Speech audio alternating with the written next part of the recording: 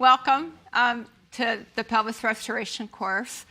I'm Lori Thompson. I'm from Lincoln, Nebraska, and I work here in the Hureska Clinic.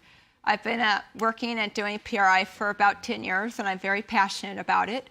I'm first and foremost a clinician, you guys. I am not a researcher. I don't claim to know everything about everything in physical therapy. I'm here to talk to you about PRI.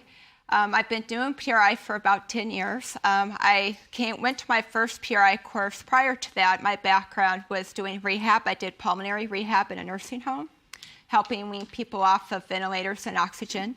I did wound care. I've done acute care, and I did home health care. And then I had the fun of moving up to Grand Forks, North Dakota with my husband's job with UPS. And as a result of that, I had to go to the outpatient setting. And if you would have asked me when I got out of PT school if I was going to do outpatient physical therapy, I would have told you were sniffing glue.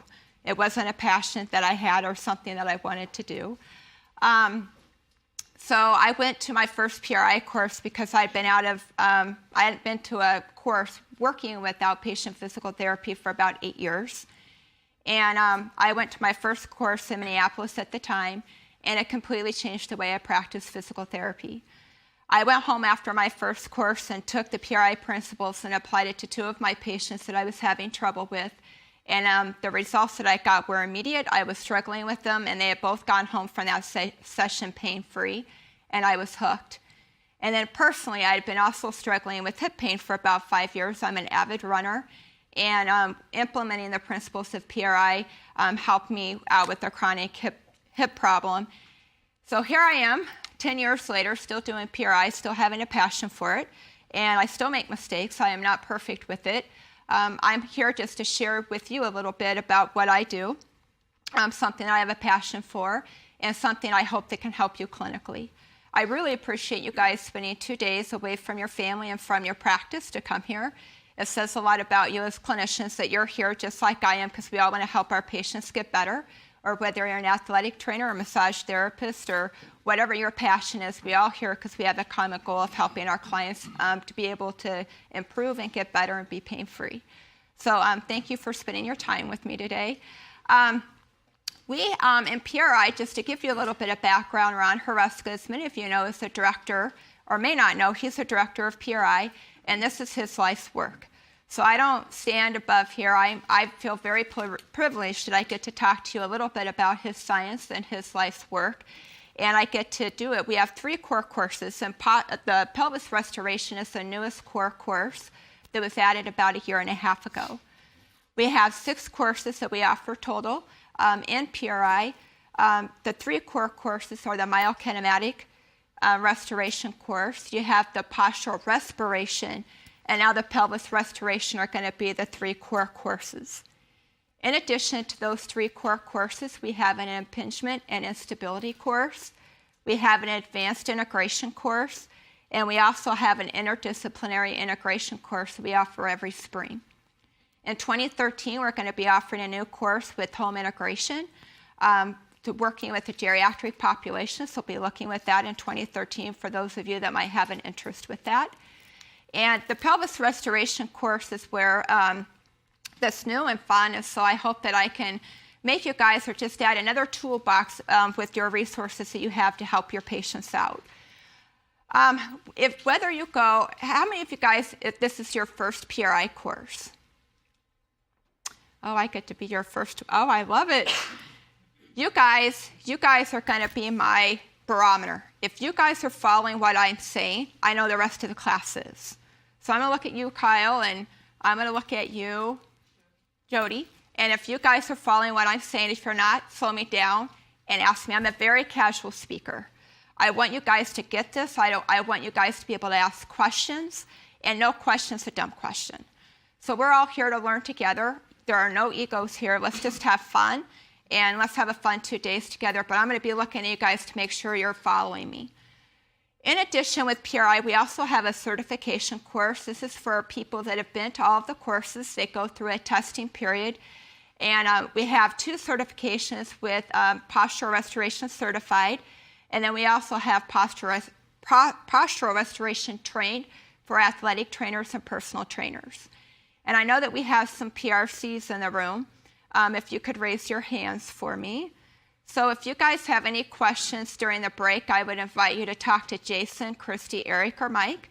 They'd love to help answer any of your questions. If you can't get to me, I know that they're going to follow this and be able to answer some of your questions as well. Do we have any PRTs in the room? So if you guys have any questions about that, please let me know. Or please ask those guys during the break. They'll also be helping out during lab as well. To give you guys kind of an idea, when we go through any of our courses, I'm going to help kind of give you, if you go to any of our courses, we kind of have an attitude about 4 different principles in PRI. Those 4 principles is that we have an attitude about asymmetry. We do not believe that the human body is symmetrical. I know outwardly we appear to be very symmetrical human beings. We have 2 eyes, 2 arms, 2 ears, and 2 legs. But internally, we are very asymmetrically created. You have the left side of your brain that's more fully developed than your right side of your brain. And your left side of your brain controls the right side of your body. In addition to that, you have a liver on the right side of your body that weighs 3 or 4 pounds. And on the opposite side of that liver, you have a spleen that doesn't even weigh a pound. On the right side of your body, you also have 3 lobes to your liver, and on the left side of your body, you only have 2 lobes to your lung, and on the right side, you have 3 lobes to your lung. We get that correct on camera. Because of that, we have more of a gravitational pull to favor our right side. You have a heart that you have only on the left side of your body. So whether you're left or right-handed, we kind of have an attitude that most human beings, I would say 99.9%, unless your organs are flip-flopped, have more of an asymmetrical or a tendency to favor their right leg. And we do that with looking at the internal organs of the body. So I'm going to let you guys know that up front and honest, that we believe in asymmetry. We do not believe that the human body is completely symmetrical. A second attitude that we have is called about polyarticular chain of muscle. There is a chain of muscle in your body that's interconnected all the way from your diaphragm all the way down to your knee. I'm going to show you a slide of that. We're going to talk about that in more detail coming up. But this polyarticular chain of muscle has got to be able to be turned on in a certain phase of gait and to be able to be turned off in a certain phase of gait in order for you and I to be able to be reciprocal and alternating human beings. And that chain of muscle is interconnected. It's like superglue. It cannot be dissected. For instance, your diaphragm interconnects with your hip flexors. And Ron Hureska took 17 different cadavers and tried to dissect out the human diaphragm from a hip flexor. And out of 17 cadavers, he was 0 for 17 for being able to separate those 2 muscles. That's how interconnected our body is. A third attitude that we have, in addition to asymmetry, polyarticular chain of muscle, is that we also have an attitude about position. You're going to notice that a lot of our exercises is trying to get the human body in a certain position before we try to help inhibit muscle or before we help facilitate or retrain muscle in order for it to work. So we are going to get the body in a certain position to retrain it in order to treat it and to help dysfunction and to help to balance out the human body as much as possible. In addition to that, we also have the fourth attitude that we have is about respiration. If you look early on in the physical therapy world, we used to do respiration. And if you look back in World War II, we used to do respiration with our patients a lot. And as our profession has evolved, we've decided to turn that over to another profession. But you're going to notice, and you guys are going to learn a lot about respiration and the power that that has on the pelvis this weekend. So you're going to notice with all of our activities that come out of the Posture Restoration Institute all have a breathing component. And I hope you guys walk out of here tomorrow at 5 o'clock understanding the power of the human diaphragm has on the human body and position. Those are our 4 attitudes. Whether you go to any of our PRI courses, it should be fairly consistent with any of the 6 courses that you might attend. Let me give you another hint. We all have, with all of those 6 classes, is that we also have an attitude about what our goals are with our treatment. I'd like you guys to write these down because I'm going to refer to them throughout the weekend. I call them the 3 R's. The very first thing you guys are going to learn about when you go to treat patients is you're going to learn about how to reposition a patient. And in parentheses behind reposition, I would like you guys to write inhibition. With all of our courses, your first goal when you go to treat your patient is going to be about repositioning your patient. And when you think about repositioning your patient, I want you guys to think about inhibition. The second goal that you're going to have is you're going to write down retrain. And when you write down retrain, I want you guys to write in parentheses facilitation. You're never going to be able to facilitate muscle if you cannot first reposition or inhibit muscle. And the last thing I want you guys to write down is to restore. I'm going to give you a hint. No matter what course you go to, we're going to be helped, whether you guys work with athletes, whether you work with a geriatric population, whether you're a women's health therapist, an SI specialist, a shoulder specialist, the human body's got to be able to be reciprocal, and it's got to be able to alternate, because guess what all of our patients have to do in life? They have to function and walk. So all of the goals between the 6 PRI courses is for your patients to learn how to be reciprocal, alternating human beings, whether they want to run faster, whether they want to be able to jump higher, whether they want to be able to walk from their living room to the bathroom with a walker or a cane. Your patients have got to be able, you've got to restore them so they have reciprocal alternating function. And that's what our next 3 days are going to be about in respect to the pelvis. We are going to be taking this picture and dissecting this ad nauseum. This is taken from Nutter's, and this is like if I took off the back part, you guys are looking into the abdominal cavity. This right here is your abdominal muscles going into your diaphragm, coming all the way down to the iliacus muscle, the obturator muscle, and the pelvic floor. This is a perfectly symmetrical picture that doesn't exist. You guys, we have septums in our body. You have a septum in a brain that separates a left brain and a right brain. You have a septum in a heart that separates the right side of your heart from the left side of your heart. You have a septum in your nose that separates the left side from the right side. You have a septum in a diaphragm that separates the left side from the right side. And you also have a septum in a pelvic floor that separates the left side and the right side. We have septums because this doesn't exist. It occurs, you guys, for a split second during gait. We have to go from a right leg, mid-zone, you can look at that as a mid-zone, and you've got to be able to get on a left leg. What I'm doing on the left side of my body is not the same thing that I do on my right side of the body when I'm walking or running. So our diaphragm and our abs and our pelvic floor and all the muscles surrounding that are not doing the same thing. What I'm doing during a stance phase of gait on one side, my other side has to be in a swing phase of gait on the contralateral side. And we're going to be taking this, we're going to be identifying patterns. We're going to be identifying muscles that we have to turn off and turn on. So we can teach one side of our body how to get into left stance, and one side of our body how to get into the right swing phase of gait. This is what we're going to, don't get overwhelmed by this picture. This is going to make a lot more sense. This is the thoracic cavity. Look at this line, you guys. It's your diaphragm, your abdominal wall. This is going to be your pelvic floor, mid-zone, left stance. And we're going to be taking this and we're going to be talking about what your pelvic floor, your pelvis is doing. And we're going to be talking about what your diaphragm is going to be doing during different phases of gait. And I'm going to tell you that 99.9% of our patients are stuck in a right stance phase of gait and a left swing phase of gait.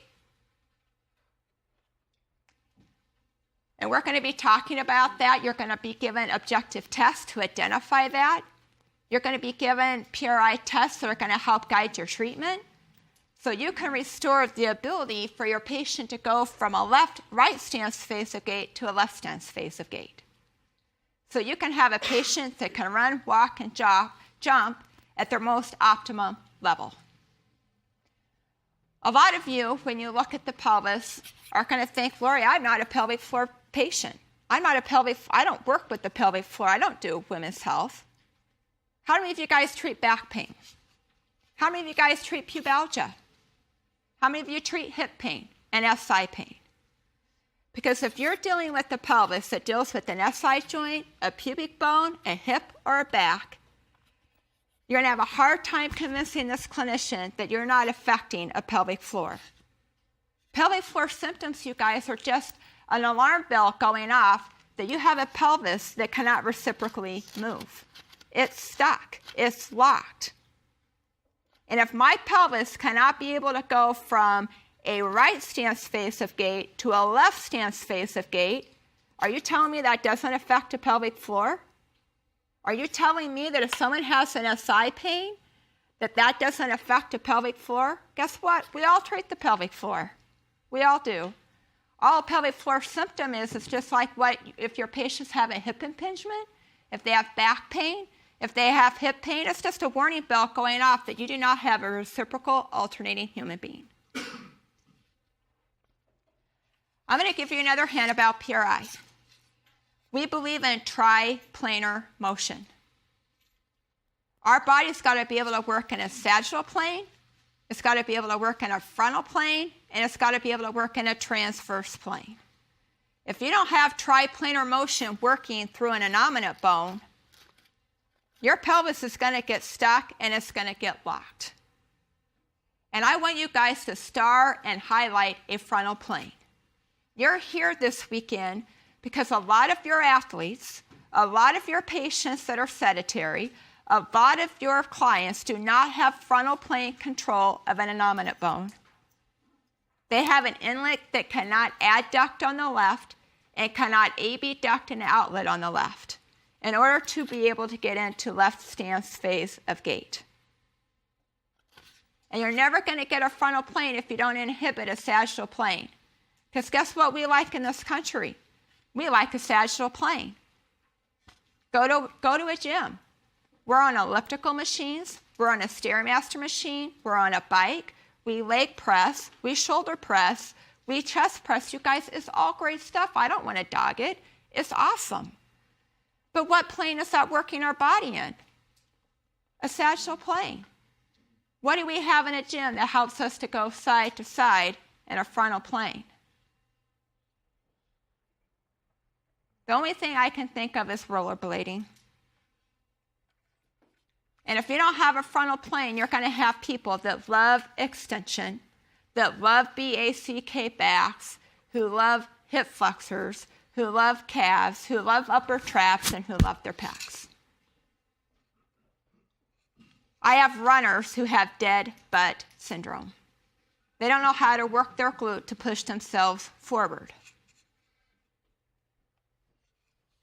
So highlight frontal plane. But you're never going to get a frontal plane, you guys, if you don't reset the sagittal plane extension first.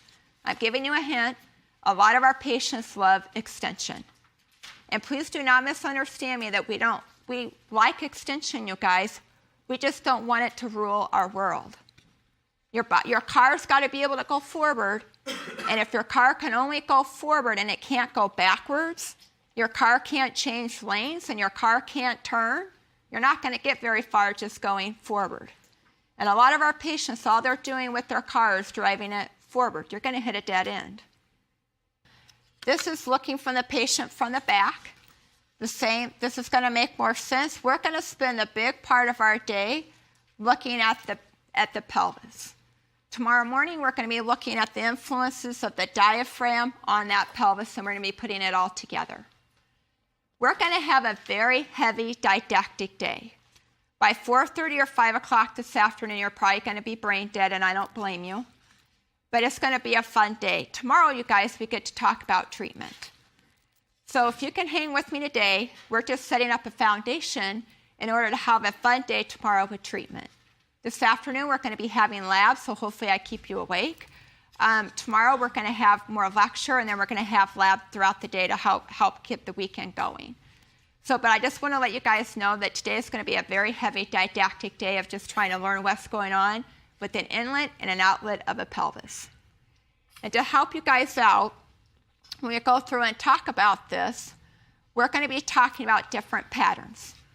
For those of you that have never been to a PRI course, we're going to be talking about a left anterior interior chain, and a PEC chain, a posterior exterior chain, and I'm going to explain all that to you. You don't have to memorize that now.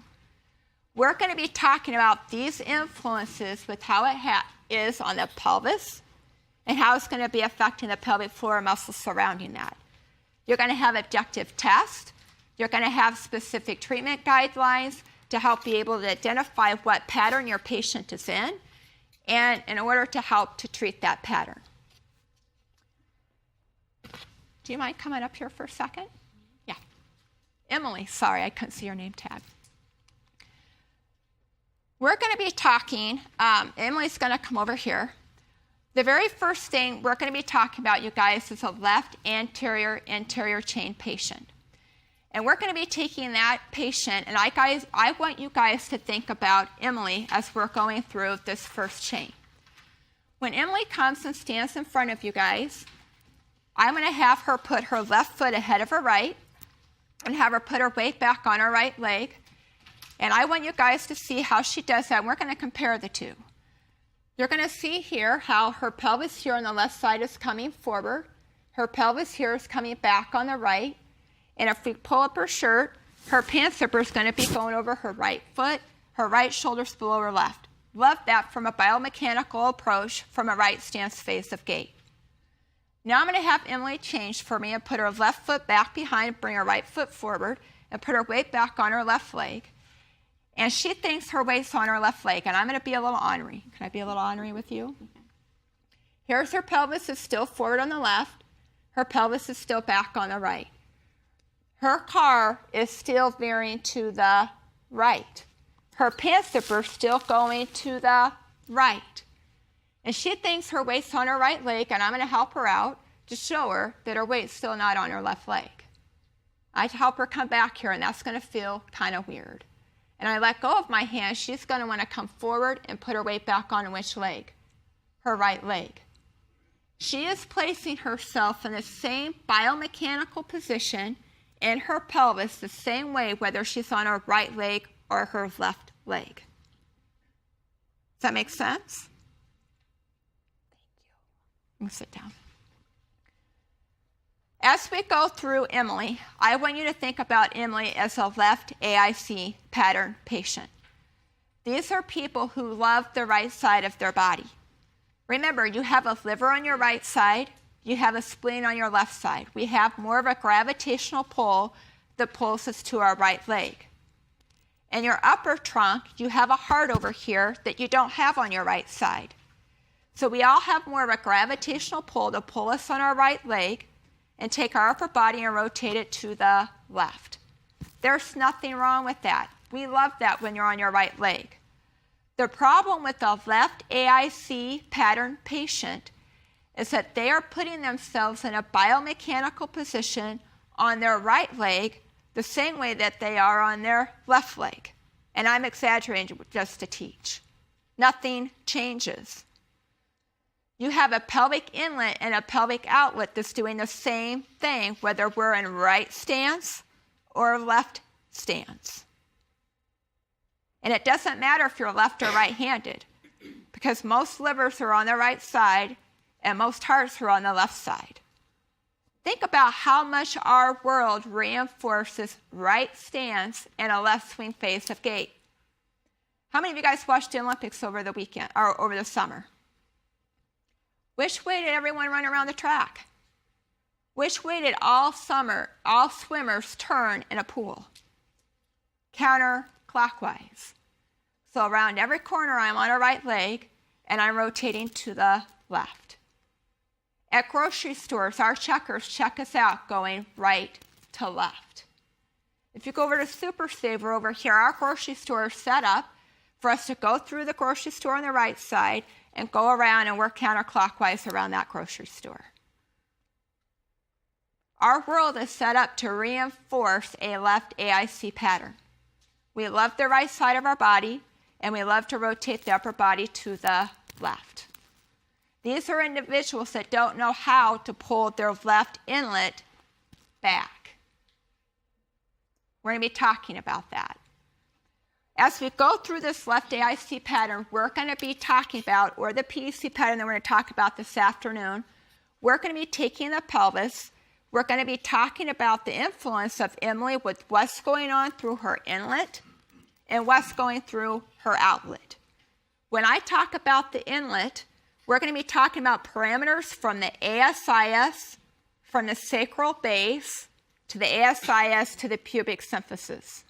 So this is going to be a circle, okay? Then we're also going to be talking about the pelvic outlet.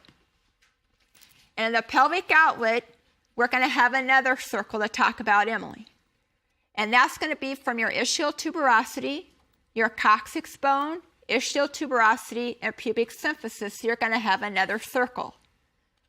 So we're going to be talking about what muscles are reinforcing that Emily cannot turn off on the left up here in the inlet, and what we need to turn on, because right now Emily has a pelvis that's stuck here. She has a pelvis that's coming forward on her left side. Her pants zipper's going to the right. Can you guys see that? Any questions with that before we move on? We want to retrain Emily how to do this. The left side needs to come back. The right side needs to do what? Come forward. So we're going to be dissecting out an inlet and an outlet. The left AIC chain, or the left anterior chain, you guys, is a chain of muscle of the diaphragm, the psoas muscle, the iliacus, the TFL, the vastus lateralis, and the biceps femoris. So this is that polyarticular chain of muscle that I talked about you earlier. That's a continuous chain of muscle from your diaphragm all the way down to your knee. So if we look at that from the side, this is the diaphragm coming down to the psoas muscle, to the iliacus muscle, to the TFL, vastus lateralis, to the biceps femoris. That is a polyarticular chain of muscle. We have 3 courses that take this chain of muscle and dissect it out with what's going on. In the postural respiration course, they look at this chain up here. We're going to talk a little bit about the diaphragm, we have to. But they talk about the diaphragm and the psoas muscle with how it influences the same left AIC chain that we're going to talk about today. We also have the myokin course, which is another core course that talks about the TFL, vastus lateralis, and the biceps femoris. And that's myokinematic. And now you have this new course that we're introducing that's talking about this chain right here that deals more with the iliacus muscle. But isn't it kind of fun to see how the pelvis is going to integrate a postural respiration and a myokin course? So this is going to help. If you have patients, for those of you that have been doing PRI, that are getting 80% better and you're wondering what you're missing, and you understand postural respiration and myokin really well, you might be missing the very foundation that can integrate those two together, which is what we're going to spend our next 2 days about. Because if you don't have frontal plane control of an innominate bone, of an inlet and an outlet, you're never going to integrate full respiration of a thorax. You're never going to have your patients that completely rotate a trunk. And if you can't rotate a trunk, you cannot rotate a pelvis. And if you can't rotate a pelvis, how are you going to get a femur to be in the right position? Any questions about polyarticular chain of muscle and with how it influences in the left AIC pattern? We're going to be going through, in a left AIC pattern, we're going to be going through step by step with what's going on with the inlet and the outlet. In your left AIC pattern, you have an ilium and a pubis. You're going to notice, you guys, I have femurs that are gone. This course is about an innominate bone. Remember that your innominate bone is broken into 3 different parts. You have an ilium, you have a pubis, and you have an ischium. Okay? So we're going to be talking about the inlet. You're going to be thinking about ilium and pubis. And the outlet, we're going to be thinking about the ischium. So when we're talking about the inlet, on the left side, whatever I talk about that's going on the left side, the opposite is happening on the right side. I'm trying to decrease confusion, so we're just going to be talking about what's going on the left side. So the left side's going forward, the right side's going to be doing what? Going back. Just to help to decrease confusion. So we're going to just be talking about the left side. So in a left AIC pattern, in your inlet, your left ilium and your pubic bone is going forward. Is forwardly rotated and anteriorly tipped, or is going into flexion? That's one plane. There's our sagittal plane. Remember, we're triplanar. So we have an ilium and a pubic bone that's going forward. The second thing that's going on with our ilium and our pubic bone is that it's going into external rotation.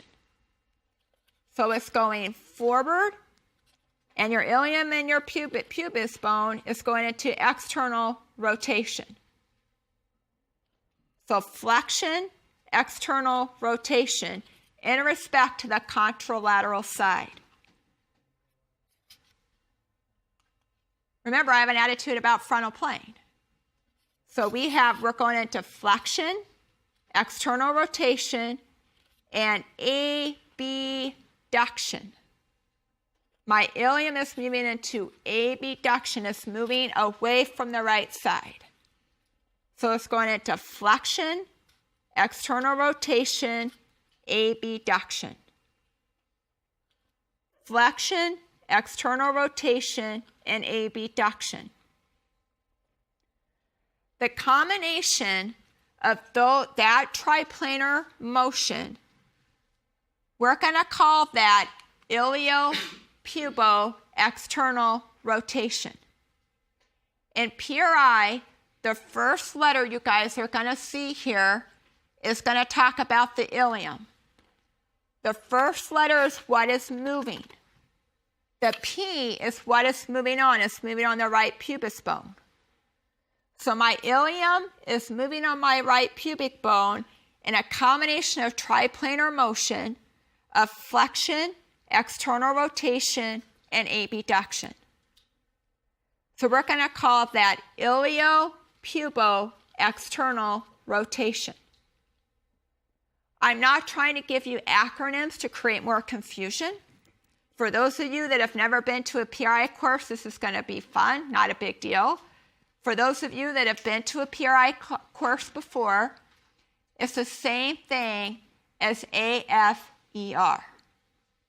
But we're not talking about how an acetabulum is moving on a femur. We're talking about an innominate bone moving on another innominate bone. So my left side is moving into flexion, external rotation, and abduction, or ilio-pubo-external rotation. And that's the same thing as left AFER. So if my left side is moving into flexion, external rotation, and abduction, my right side is doing opposite. Okay? Any questions so far? Everyone understands the inlet position anteriorly. Now I'm going to flip it around. If the front side, you guys, is going into flexion and external rotation and abduction, this is the same bone. Think about when you're dealing with the same bone, the opposite has to happen or your patients are going to fall. So if I take my pointer and my front side goes out, my back side has to do what? Go in. Or if the front side goes down, my back side has to come up. So if I flip my ilium around and I look at it from the back, my ilium is going to be moving on my sacrum into internal rotation. So my ilium is moving on my sacrum into internal rotation, or we're going to call that iliosacral internal rotation. And iliosacral internal rotation is the same thing as iliopubo-external rotation. The anterior part of my inlet is moving into flexion, external rotation, and abduction. And the back part of my ilium is moving into iliosacral internal rotation. If this is moving into external rotation, this has to be moving into internal rotation. All we are talking about right now is the position. Emily's car right now, or her body, I like to tell my patients, I like to give this analogy, that their car lights or their headlights are veering to the right. Her body is oriented right. Any questions with that so far? So we're going to go down and we're going to talk about the outlet position. In my outlet, I'm going to flip this up. So whenever I talk about the inlet, you guys, my left is going to be your right. And that's how it is in the picture in your book. Now I'm going to flip it up, and my left is going to be your right. Okay, this is like if your patient was laying down. So we're going to go back here posteriorly in your outlet, wash my sacrum, and my sacrum is going to be going into internal rotation. So my sacrum it doesn't have a bone down here in the outlet. The bone is up here, the ilium. My sacrum is moving on my ilium into internal rotation. Okay? My posterior outlet is moving into sacral ilio internal rotation. Can everyone see that okay? Now let's talk about the anterior part of our outlet. Let's talk about what our ischium is doing. If you guys don't mind, I'm going to flip this because I think you can see this better. Okay? So I'm going to take this left side just right while I'm introducing this, and I'm going to flip this around. Here's your ischium. Remember, your ischium is the same bone as your ilium. So if this is going into flexion, external rotation, and abduction, doesn't my ischium have to be doing opposite? So if I flip this around, this is going into flexion, this is going to be going into extension.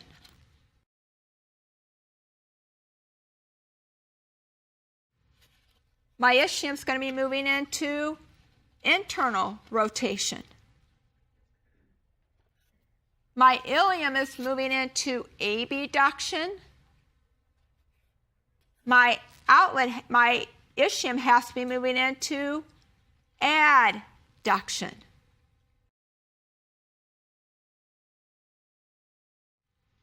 So my ischium is moving into extension. It's moving into internal rotation, and it's moving into adduction. The combination of that, my ischium is moving on my pubic bone into internal rotation. I didn't come up with the 3 bones of the innominate bone, and we have 2 eyes. We have an ilium and we have an ischium.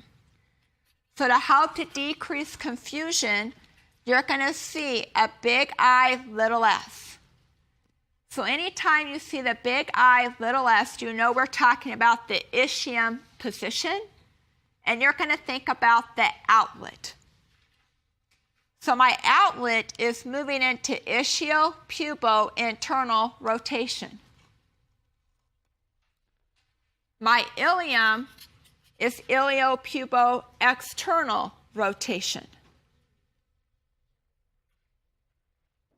I want to go through all 4 positions again, because this is going to lay a groundwork with what muscles are doing. Why I really want you guys to understand the position that Emily's in when she stood up here on her left leg and her pelvis is still going forward.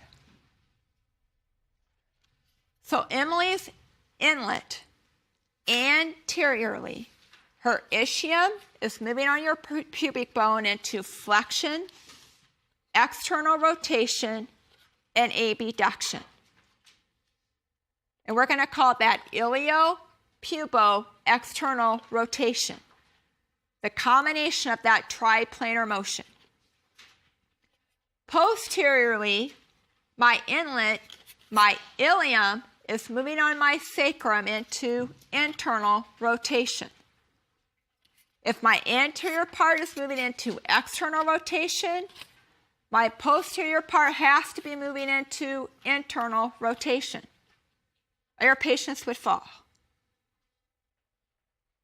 If I go down to your outlet, my posterior outlet in a left AIC pattern, my sacrum is moving on my ilium into internal rotation, or sacral ilio internal rotation.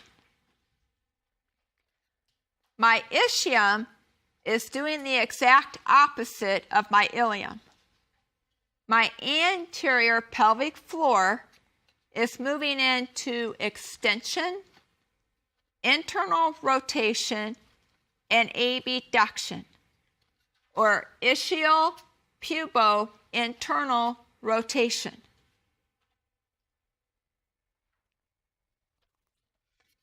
And we're going to keep going over that and going over that and going over that. We've got to talk a little bit about the femur, because this is going to come into play when we go through treatment.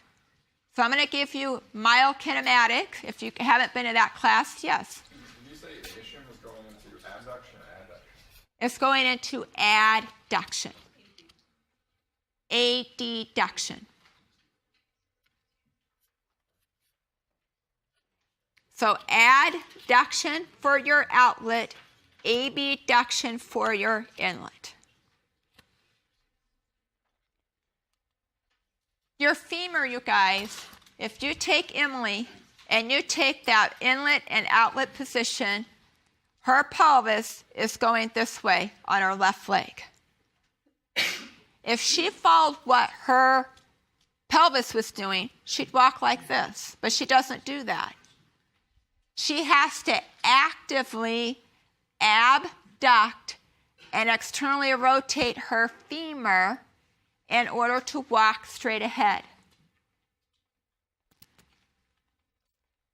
So if my pelvis is going here and my femurs were going to line up with my pelvis, Emily would walk sideways. She doesn't do that.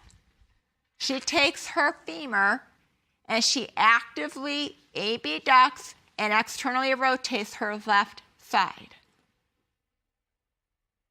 Now let's have fun with that. My femur is going into external rotation and abduction. My outlet is going into adduction and internal rotation. It's opposite. My inlet is going into abduction and external rotation. So it's a frontal plane. Great thing when my left leg is swinging through the air, but it's not a great thing when my left leg is landing on the ground. So we've got to learn and we've got to teach Emily how to do opposite of what I just described in order to get into a left stance phase of gait. So my femur is moving into abduction and external rotation in a left AIC pattern. My outlet, remember, is going into extension, adduction, and internal rotation. It's opposite. And my inlet's going into abduction and external rotation. So abduction, adduction, abduction.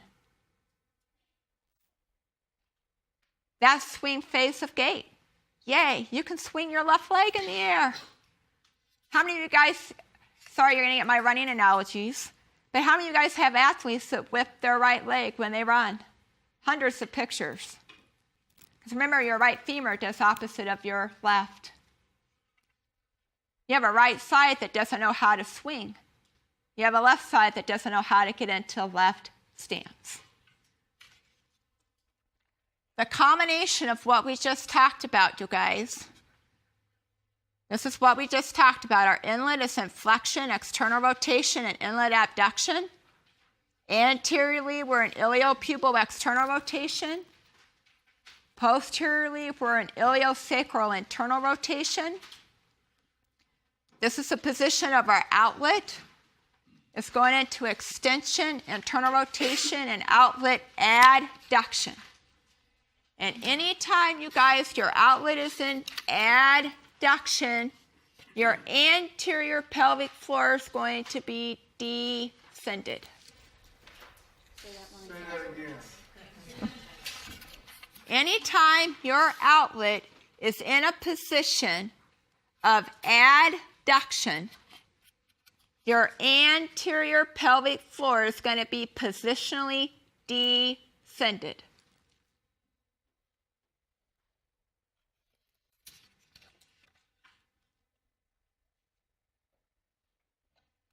I want you guys to know that your inlet position gives your outlet power. If I cannot pull my inlet back, I can't put my outlet in a position to have power and to function correctly. You're never going to get your outlet without respecting what the inlet is doing. In a Pope article that you can get off of the PRI website, I think it's also back in your appendix of your website, 70% of children go through the birth canal in a left AIC pattern. They talk about it, how they come down and they go through the right side. Look at my birth canal. The baby is going to follow the path of least resistance. And where's the least resistance? Right back in my right what? Posterior outlet. 70%. That research article supports a left AIC pattern. What article was that? It's Pope, P-O-P-E.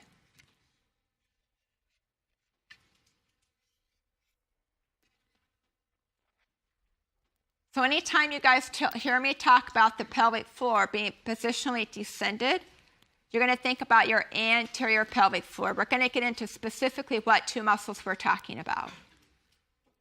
But you're never going to get athletes to have a better vertical. You're never going to have people be able to run faster if you have a pelvic floor that doesn't get in the right position to be able to ascend when they jump. You're never going to have a pelvic floor in the right position because there's a lot of athletes out there that have pelvic floor problems that have never had children. And it's not just a female issue. We're going to take this inlet now and we're going to dissect out what muscles are in our inlet. You guys should have on your page, this should be on the left side of in your manual, and on the right side you're going to have a circle. And we're going to be filling that circle in with muscle and what's going on, but I wanted you guys to have a visual of that left inlet position. So what you have on your left side is going to reflect what you have on the circle on the right side of your manual. So your sacral base is going to be up at the top, and your pubic symphysis is going to be down below, and you're going to have your left and your right side of that circle. So look to the left side of your manual to kind of help orient you with your circle on the right side.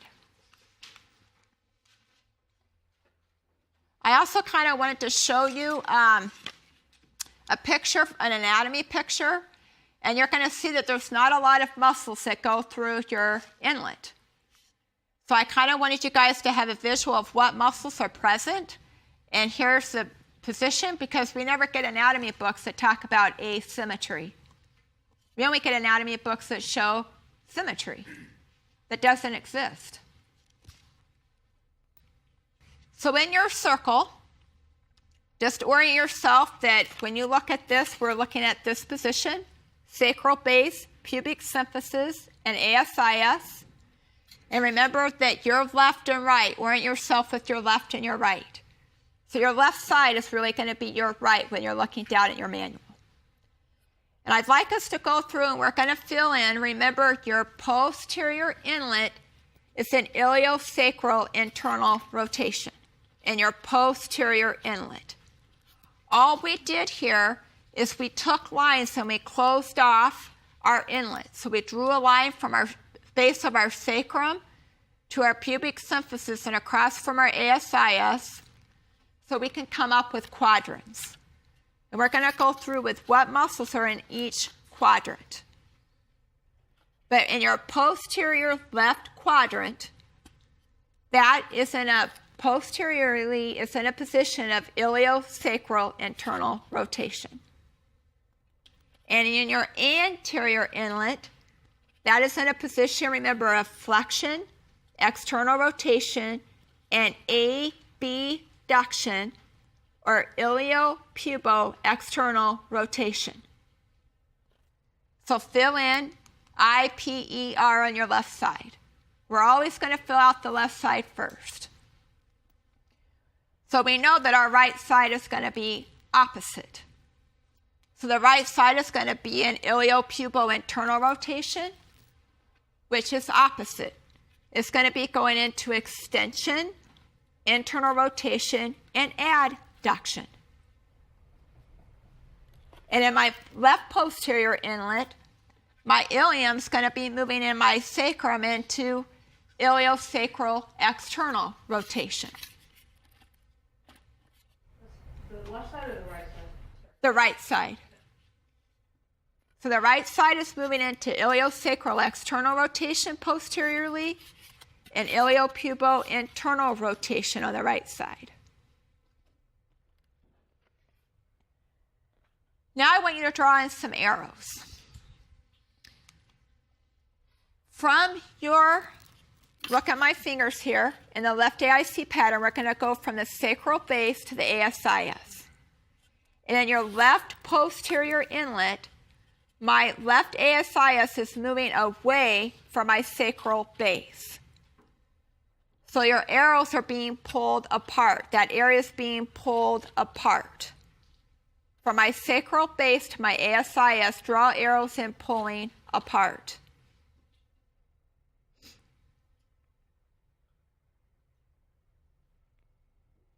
If you go into your left anterior inlet, from your left ASIS to your right pubis, my right pubis is pulling back, my left ASIS is going forward. So look at my fingers, they're being pulled what?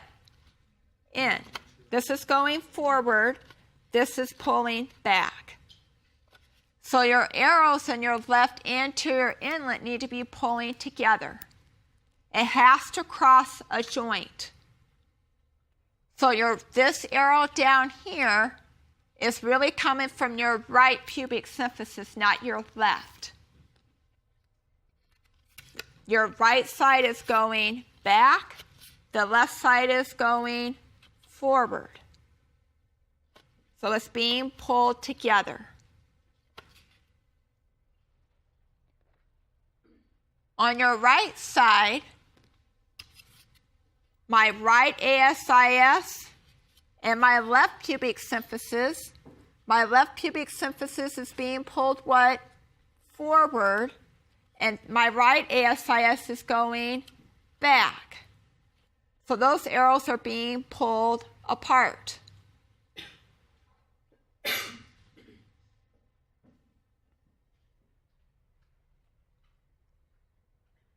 And in your right posterior inlet, from my sacral base to my right ASIS, my sacral base to my ASIS is being, I'm trying to do this with two hands, is being pulled together. You can see how my sacral base is going towards my right finger on the right side. So you want to draw your arrows going together. So I want you to understand muscle position, and your muscle position is going to be influenced by your inlet position. So draw your arrows being pulled together.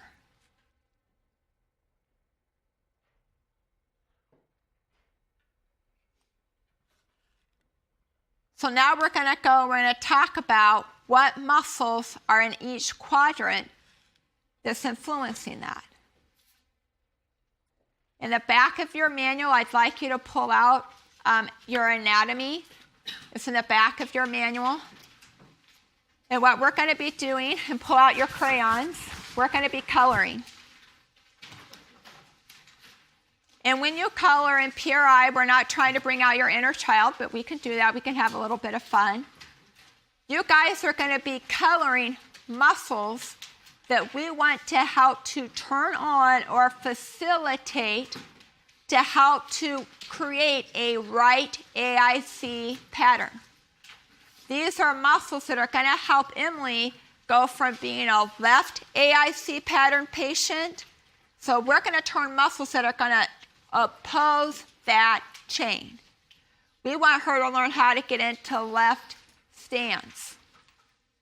So when you're going to be coloring, you're going to be turning on muscles that we're going to go back and fill in, that you're going to start to learn in our treatment what we're going to start to want to turn on and what muscles we're going to want to turn off. But you're going to be coloring the muscles that we want to help to facilitate, to help to oppose right stance or a left AIC pattern. So one muscle that we're going to be talking about a lot is your left iliacus muscle. Remember that we have an attitude about triplanar function. And I haven't forgotten my anatomy that a left iliacus muscle helps to flex a femur and it helps to abduct a femur. But I'm talking about the influence of the proximal iliacus has during left stance. I like the left iliacus to help me swing my leg through the air, but it's going to help me to flex and externally rotate. But if my femur's in left stance and my femur's going into adduction and my outlet's going into abduction, my inlet's going to be going into adduction. And my femur in left stance, these fibers up here, my more proximal fibers, can then help to adduct my inlet. But it can only help to adduct my inlet if I'm in a left iliopubo internally rotated position. Your iliacus is a big muscle right here in your ilium. So if my femur's going into, remember it's opposite all the way up. If my femur's in adduction, my outlet has to go into abduction, and my inlet has to be going into adduction. And if you look at the influence that the iliacus has with its attachment on the femur, it can no longer work to flex and externally rotate my femur. It's going to now work to help to pull my inlet into adduction. I want it as a frontal plane muscle. If you go to myokin, you're going to learn that we don't want the left iliacus. And we don't. We don't want it as a flexor and as an external rotator on the left side. Our left leg already knows how to swing through the air. We want our left iliacus muscle to turn on as an adductor. So if you pull out your red crayon, red in PRI, anytime you color something red, it means adduction. And if you go to page 2 of your handout, I want you to color your left iliacus red.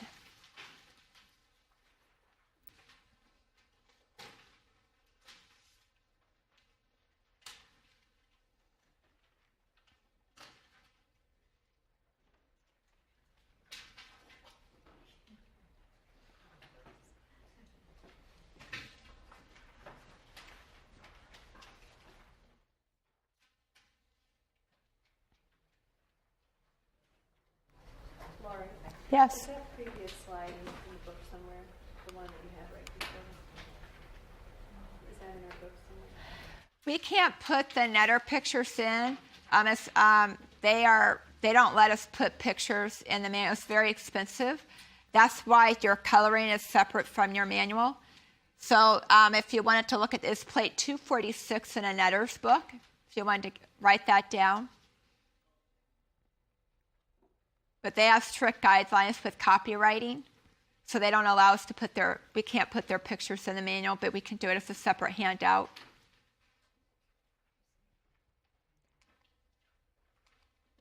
Notice you're only coloring the left iliacus, not the right. We want different muscles on either side. Then, if you look over, you have two muscles that attach to your ASIS and your AIIS.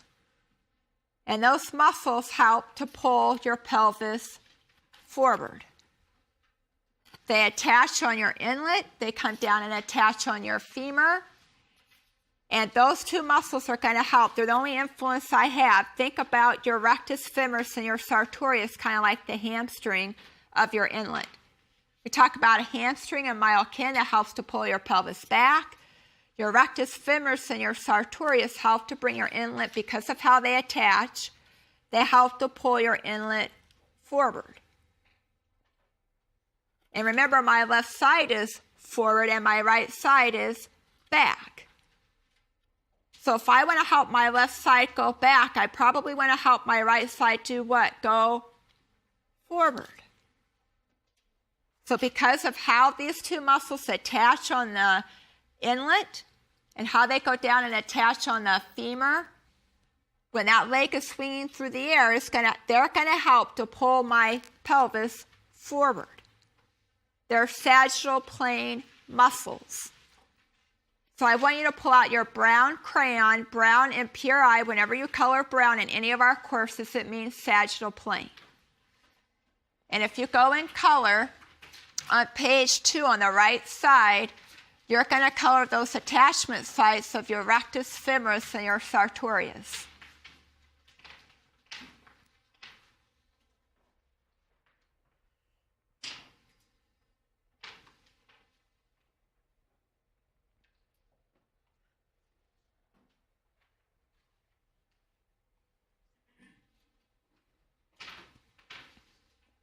There's not a lot of muscles, you guys, that are in the inlet. Are you kind of picking up on that? But there are going to be some muscles that are going to be accessory muscles that are going to help to control this inlet position. On the opposite side of this ilium, you have a muscle over here on the opposite side of this ilium that goes down and attaches to the femur. Does anyone know which muscle I may be referring to? Your glute med. Yes, nice job. And your glute med, you guys, with how it attaches, your glute med attaches from your ilium and goes down to your femur. And if my glute med, if my femur is going into more adduction and internal rotation, with this being pulled there, with the attachment side of my glute med on my ilium, it's going to help to pull my ilium into iliosacral external rotation. Look at the fibers. Look at the direction of the fibers on the back side of that ilium, and it comes down and attaches on the femur. Now visualize this femur going into adduction and internal rotation. And as that femur goes into more adduction and internal rotation of the femur, the proximal fibers are going to pull on the back side of that ilium and pull it into external rotation. So my glute med is going to help out with left iliosacral external rotation of the inlet. So if you pull out your orange crayon, orange and pure eye means transverse plane. And I want you to color the attachment side of your glute med on that inlet orange on page 3 of your handout.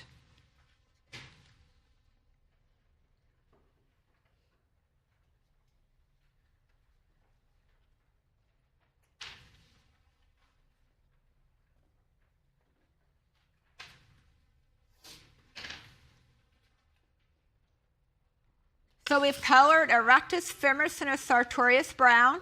We have a sagittal plane muscle. We've colored our iliacus red, a frontal plane muscle.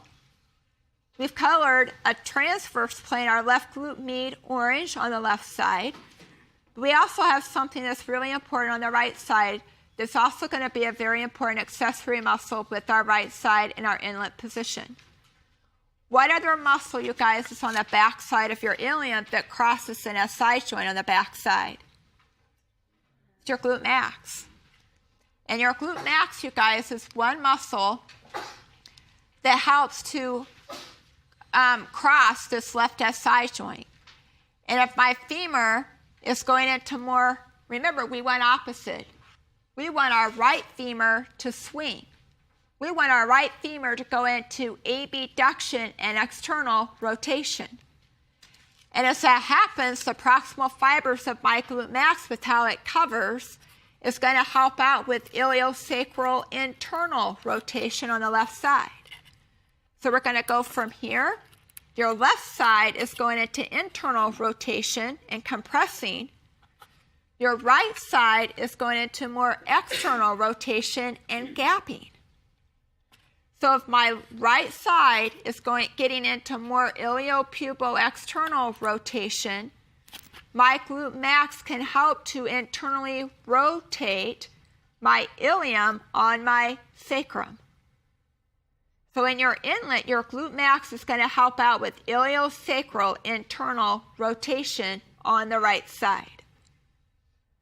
So if you pull out your purple crayon, purple in PRI means internal rotation. And I want you to color the attachment site of your glute max on page 3, purple.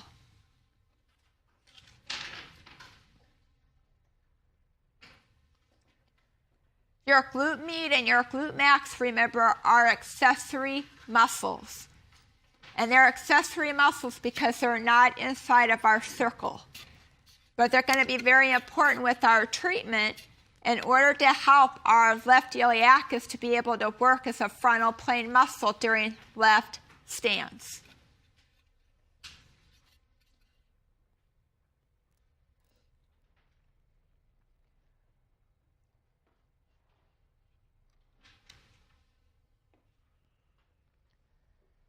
The last thing I want to talk to you about is, remember I told you how our pelvis integrates with postural respiration. Remember that chain of muscle? So we know our pelvis helps out with our trunk, and our pelvis helps out with our femur. So whenever we're integrating with another part of the body, we're going to color it yellow. That's going to be integration. And you have abdominal muscles called your internal obliques and your transverse abdominis muscles. And those muscles attach to your ribs, and they come down and attach to your pelvic inlet. Those muscles, you guys, to help you out with postural respiration, for those of you that have never been to that course, when you're in the left AIC pattern and your pelvis is coming forward, your ribs in the front are coming up. We're going to talk about this more tomorrow. Because your IOs and TAs attached to your ribs and attached to your inlet, the proximal fibers, a lot of us know who've been to postural respiration, for those of you that haven't, your IOs and TAs are going to help to pull your ribs into more internal rotation. And if I pull my ribs down, we're going to get what we call a zone of apposition, meaning we're going to get our diaphragm in a better position. And I'll go into more detail about that tomorrow morning. What I want you guys to know for today is what your distal fibers of your IOs and TAs are doing. And I want you guys to underline this, because I'm going to tell you from one clinician to another clinician, this is where a lot of us are making mistakes with our patients. A lot of our patients don't know how to extend our inlet. They don't know how to bring or approximate these 2 points together. And if you can't bring this together, you're never going to pull a left inlet back. They're going to want to go back and extend a back. I want my patients to bring this together with my inlet going back so I can be in a better position to get into left stance phase of gait. So will you guys please underline for me left pelvic inlet extension. Remember, your left inlet's going into flexion. I want my inlet to go into extension. I want it to be able to pull back. So pull out your yellow crayon, because your IOs and TAs, even though I know it's sagittal plane, is still integrating your pelvic inlet to your thorax. So if you pull out your yellow crayon, I want you to color page 2. You're going to color your IOs and TAs with how they attach on that inlet yellow. Laura, what is that place you wanted us to underline? I want you guys to underline on page 13 the action of your IOs and TAs. Underline left pelvic inlet extension.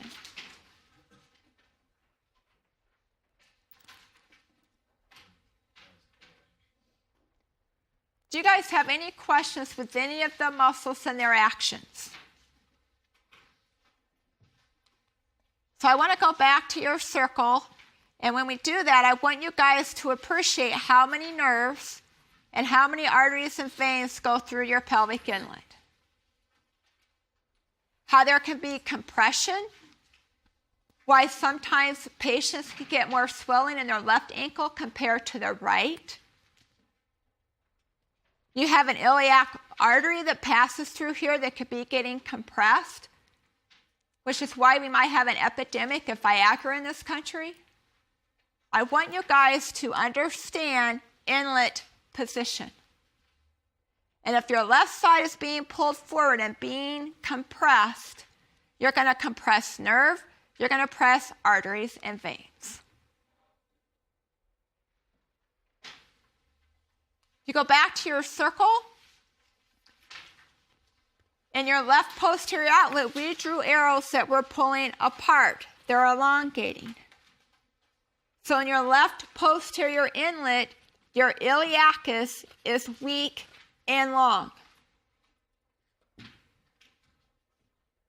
Remember what muscle you colored. You colored our left iliacus. And our left iliacus is weak and long in our inlet position. So you know we're going to probably want to facilitate a left iliacus muscle with our treatment. In your anterior inlet, you have 2 muscles. And those 2 muscles are helping to pull your left anterior inlet forward. They're rectus femoris and a sartorius. And those arrows are being pulled together, and they're going to be short and strong.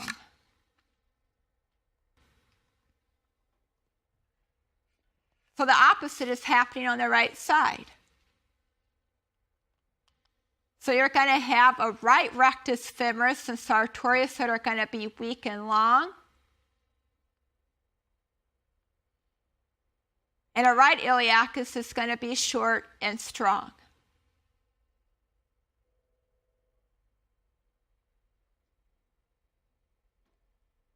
Remember, I told you that PRI is first about inhibition. You've got to reposition.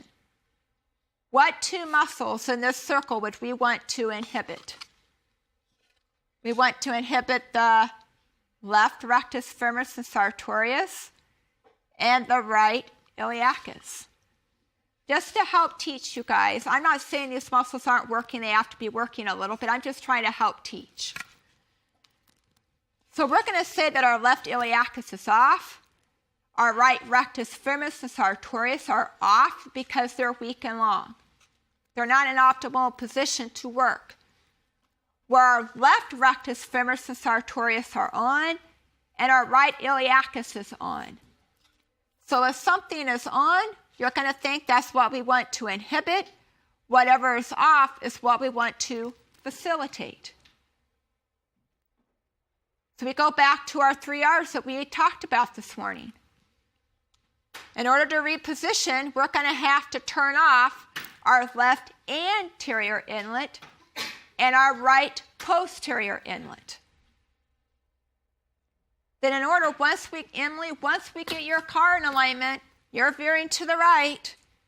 Once we get her to reposition, we've then got to facilitate and retrain a left iliacus and a right rectus femoris sartorius so your car doesn't veer to the right. We've got to teach your car how to go to the left.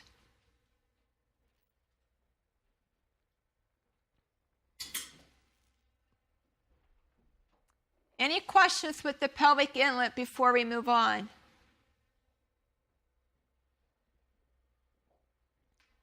Kyle, how are you doing? Good? Jody, good? Okay. I can't remember everyone else who's a new class, but the newbies, are you guys all doing good? Following me okay? Okay, let's go on to your outlet. So in your outlet, you guys, remember with your circle, your posterior was up at the top and your anterior was down at the bottom. But now we're flipping your outlet. So the anterior part of your outlet circle on the right side of your page, this is going to be anterior, posterior. We're drawing a line from your pubic symphysis to your coccyx and across from your ischial tuberosity. So we're going to come up with our same 4 quadrants that we just did in our inlet. So you're going to have that. We had an artist draw asymmetry because we don't get asymmetry in anatomy books. And then you have me trying to do this with a model so you guys can see that and compare it to the right side of your circle.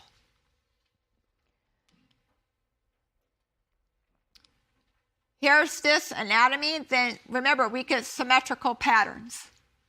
We get symmetry. Here's some muscles that are going to help that are all in our pelvic outlet. So in your outlet, we're going to be talking about the position of our outlet. Your anterior outlet is going into extension, internal rotation, and adduction. So it's going into ischial, pubo, internal rotation. So I want you guys to write down I little s-p I-r. It's a combination of extension, internal rotation, and adduction. My posterior left outlet is going into sacral ilio internal rotation. That's the position of my left posterior outlet. So in your posterior outlet on your circle, I want you to write S-I-I-R. The sacrum is moving on the ilium into internal rotation.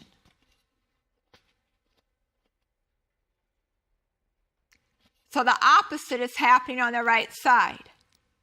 Your right side then is moving into sacral ilio external rotation. It's being pulled apart. And my right anterior inlet is moving into flexion, external rotation, and abduction.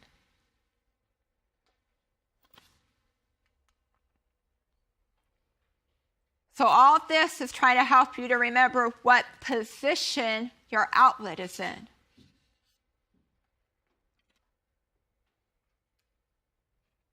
So let's talk about our arrows. If we look at our arrows in our anterior outlet, my ischium is moving away from my right pubic symphysis. Can you guys see that? In a left AIC pattern. These two areas are moving apart. In my posterior outlet, my sacrum and my ischium are moving together. My arrows are being pulled together. So in your left anterior outlet, draw your arrows being pulled apart. And in your left posterior outlet, your arrows are coming together.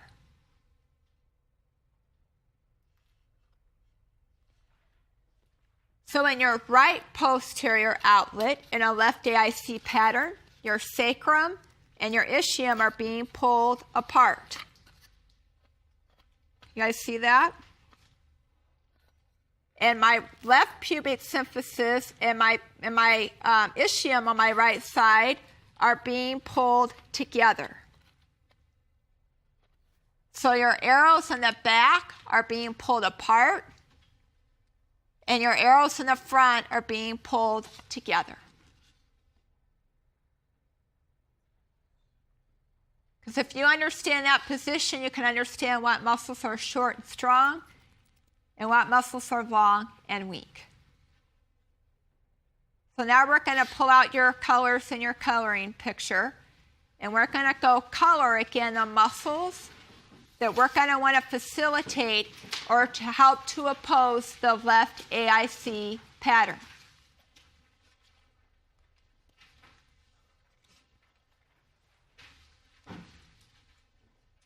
When I talk about a pelvic floor being descended or ascended, I want you to think about these two muscles. These two muscles are your pubococcygeus and your puborectalis muscle that attach right in here. And if you draw your line across here, 3/4 of that muscle is in your anterior outlet. Remember I told you that your pelvic floor is going to be in a descended position with adduction of your outlet. In a left AIC pattern, I told you when your outlet goes into adduction, when this is being pulled apart, I told you that your anterior outlet is descended. Because if this is tight in your posterior outlet, your anterior outlet is going to be loose and long. These two muscles are your sagittal plane muscles. They go up and they go down. And these muscles, in order to ascend, your outlet's got to be in a position of abduction. But whenever I'm talking about a pelvic floor going into ascension or descension, these are the two muscles I'm referring to. If you pull out your brown crayon, I told you in a left AIC pattern that your pelvic outlet is in a descended position. And these are the two muscles I'm talking about, and I want you to color them brown. If you go to page 4 in your handout, you're going to color the left side brown, because if my left side is in a descended position, my right side is in a ascended position.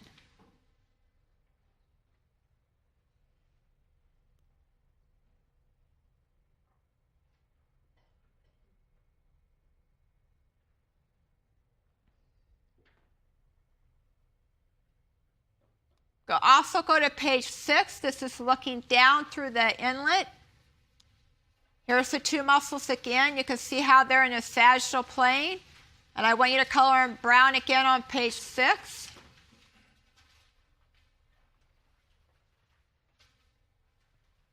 Color just the left side.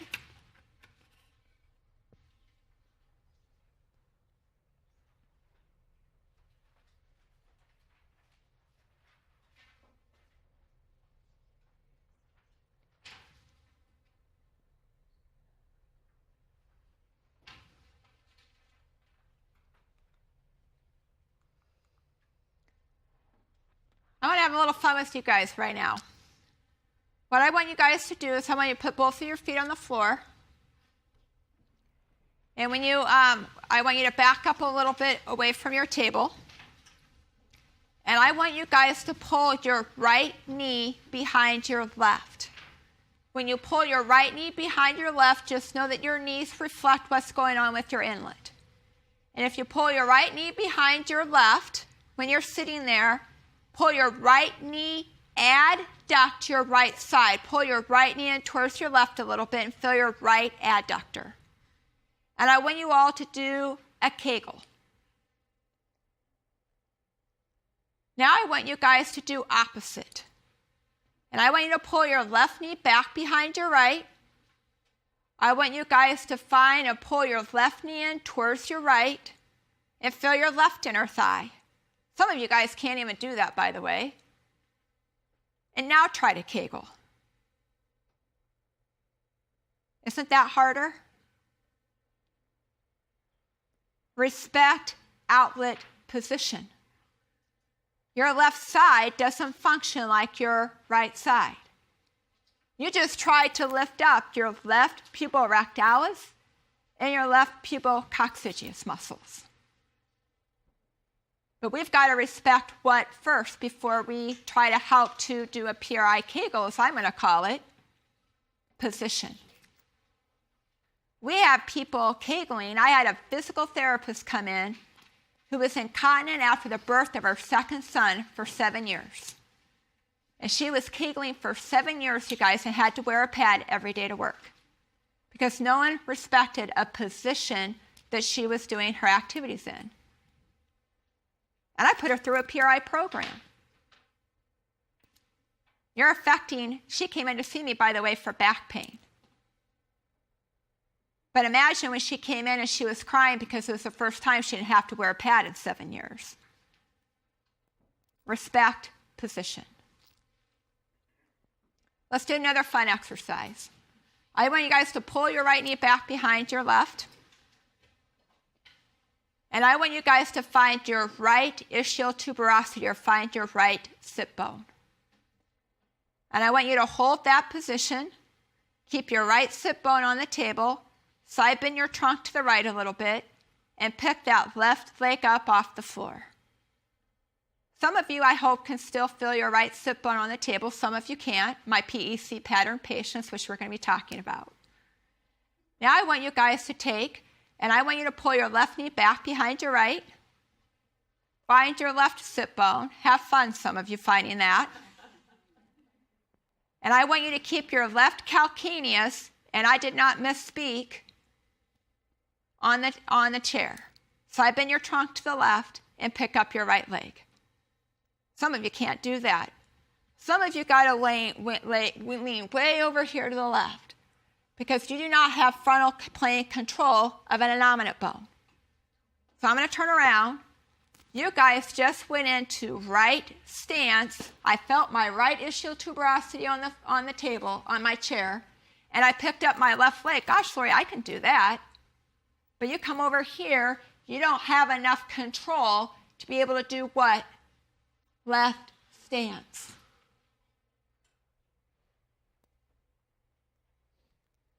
People don't know how to put a left calcaneus on the floor. Your patients have no clue how to find their left ischial tuberosity on the chair. How many of your patients sit all day? Prolonged sitting and prolonged standing are killing our patients. They feel better when they're moving because at least when they move, they get momentum to help them out. When you have them stand, you have them sit for 8 hours, their tension's going to go up.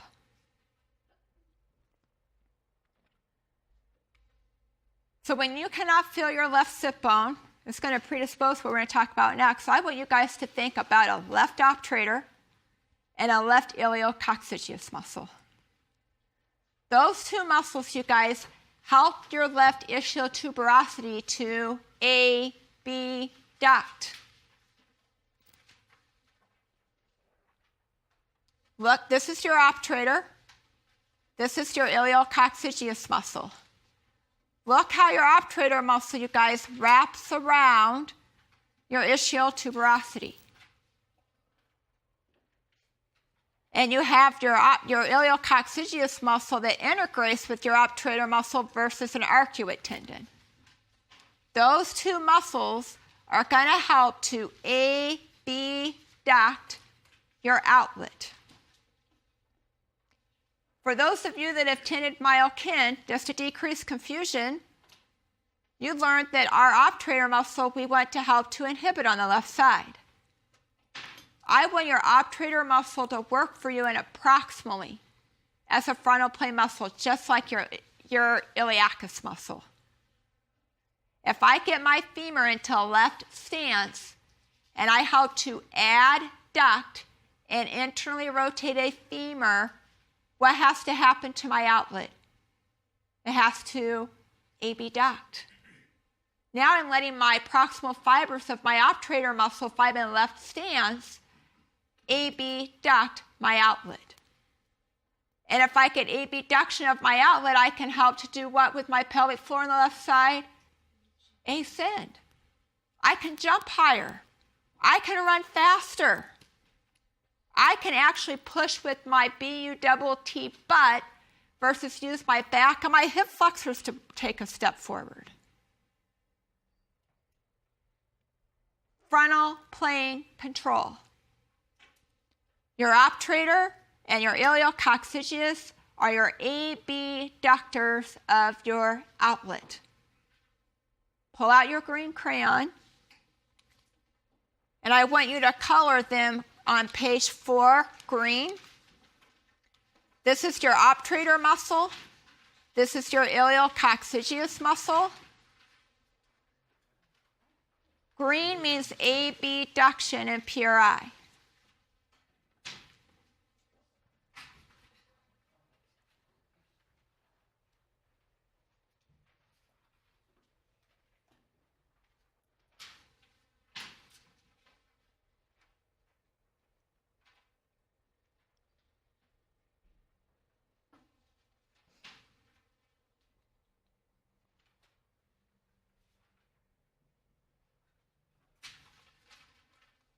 I want you to go to page 5. And you can color your iliococcygeus if you want to, but I was just trying to emphasize how your obturator muscle wraps around that ischial tuberosity. So you guys can appreciate how that can pull that into abduction. So on page 5, you're coloring your left obturator muscle green. But please know you can also color your iliococcygeus. The reason why I left it by itself is to emphasize how it wraps around that ischial tuberosity.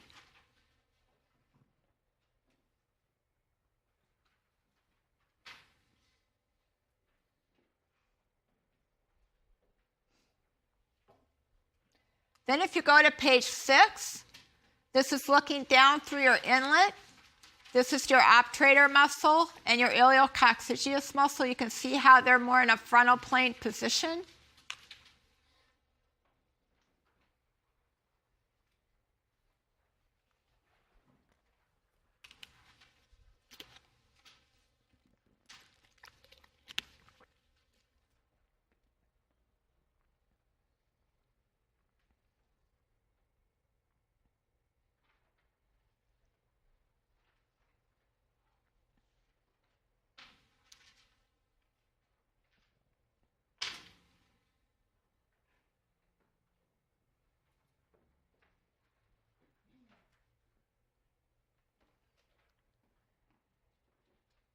Now we have 3 very important muscles. They're going to help us out in the transverse plane. And those muscles are going to be your piriformis, your coccygeus, and your glute max. And all of these muscles, you guys, attach from your sacrum, and they come over and they attach to your nominate bone. And those muscles, if you look in the left AIC pattern, are going to have to help. In order for me, if I'm in a left AIC pattern, and if I want to get into left stance, my sacrum is going to have to go to the left, get my spine oriented to the left in order to help me to get into left stance. So my piriformis, my coccygeus, and my glute max. Your glute max is a pretty big muscle. It influences your inlet, and it's so big it comes down, you guys, and it also influences your outlet. And those 3 muscles are going to help out with sacral ilio-internal rotation on the left side. They're going to help pull your sacrum to the left, so I can get into left stance. They have to be pulled together. So they help out with sacral ilio-internal rotation. So if you pull out your purple crayon, I want you to color your coccygeus on page 4, purple. It's hard to get all three of them together.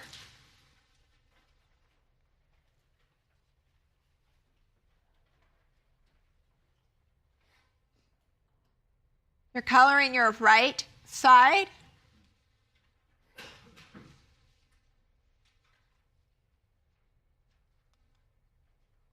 On page 5, you're going to color your glute max. Look how big that muscle is.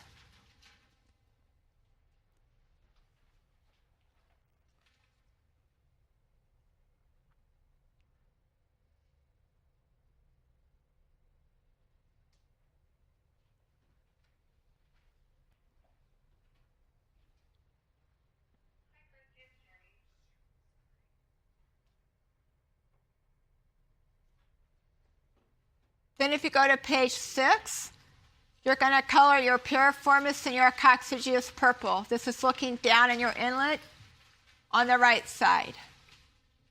You can see how those muscles attach from your sacrum over to your innominate bone, that they can help to pull that sacrum into internal rotation.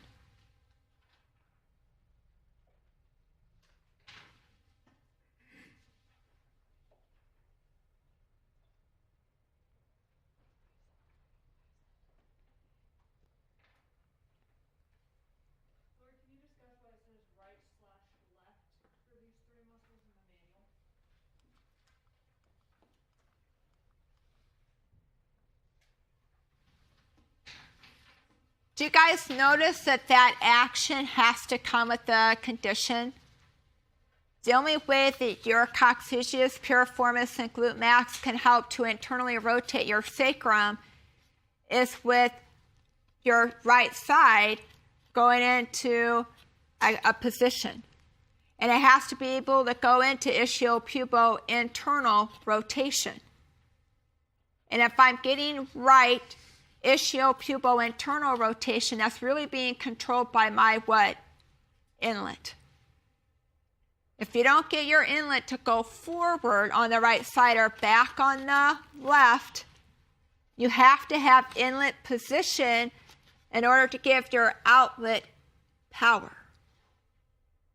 So your glute max and your piriformis, notice that every action comes with a positional condition. It can only go into sacral iliac internal rotation with ischiopubo internal rotation on the right side. Any questions so far? We're going to talk about some important accessory muscles, just like what we did with the inlet.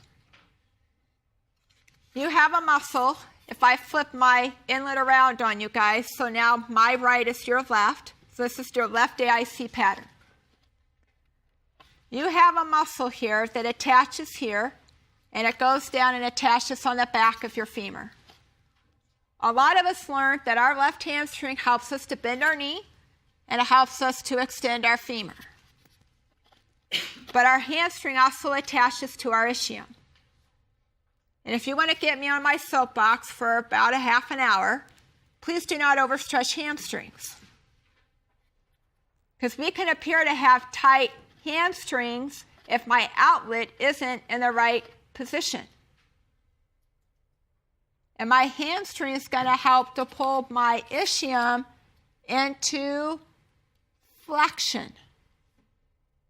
And if I pull my ischium into flexion, or my outlet into flexion, my inlet's going to go into extension. It attaches back here. If you take a hamstring and you overstretch a hamstring, what's going to happen? It's going to get weak. It's just like a rubber band. If you stretch and you stretch and you stretch a muscle's going to get weak. And if you overstretch a hamstring, it's going to allow your pelvis to do what? Fall forward. We like straight leg raises that are at 90 degrees. That's a Myokine thing, but I have to talk about it a little bit because it's going to influence your outlet position. You've got it, your hamstring is going to help out with ischiopubo external rotation. It's going to help pull my ischium. It's going to help to flex it, externally rotate, and abduct it. And if I do that with my ischium, it's going to help to pull my inlet back into iliopubo internal rotation. So if you pull out your brown crayon, here's your hamstring. Here's where it attaches up here on your ischium. It comes down here on your femur. Pull out your brown crayon and go to page 4 and color the attachment side of your hamstring brown. I'm talking a little bit about myokine, but remember your pelvis integrates with the thorax and it also integrates with the femur.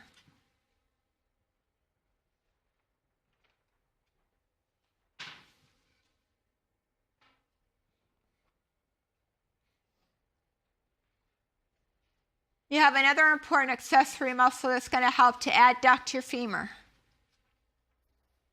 And if I adduct my femur, I'm going to help to do what to my outlet? Abduct it. It's going to help put it more in an abducted position. So my left ischiocondylar adductor muscle also attaches in my outlet. And that muscle is going to help to adduct my femur. And if I adduct my femur, it's going to help put my outlet in a position to abduct it.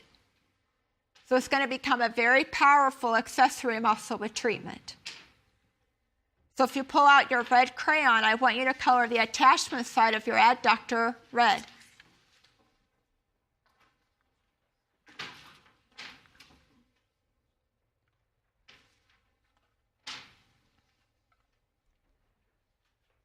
You're coloring your left adductor red, which means adduction. You colored your left obturator and your iliococcygeus green, which means abduction, and you colored your left iliacus red. So we want left femoral adduction. We want left outlet abduction. And we want left inlet adduction. But remember, what do you have to go after first, you guys, before you get a frontal plane? You got to reset the sagittal plane first. If I can't pull my inlet back on the left, you're never going to get a frontal plane. Remember, it's pulling forward. It's going into flexion. So if I can't pull my left inlet back into extension or my outlet back into flexion, you're never going to allow your iliacus and obturator internus and iliococcygeus to get frontal plane control of an innominate bone. And your patient will never get their left calcaneus to sit on that seat. It's being pulled here. They can't feel it. They've got to be able to pull back. Do you see how my ischium can now sit on the seat? But if it's being pulled forward, they can't feel it. It's not an optimal position.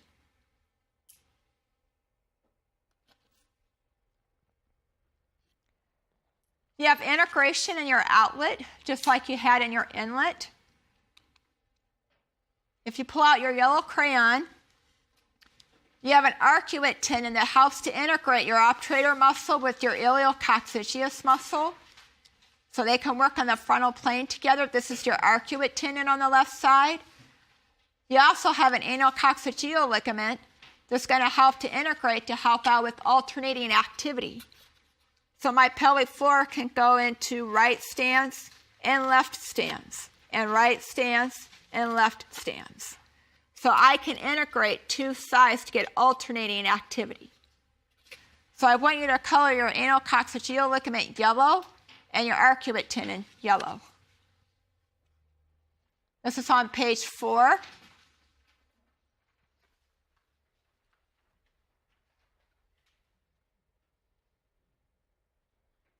And if you go to page 6, this is looking down through your inlet again. This is your anal-coccygeal ligament and your arcuate tendon.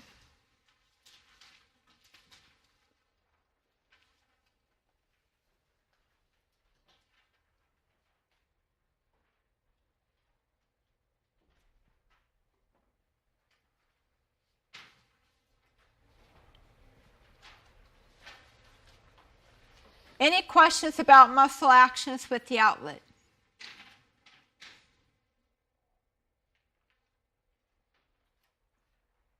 Yes?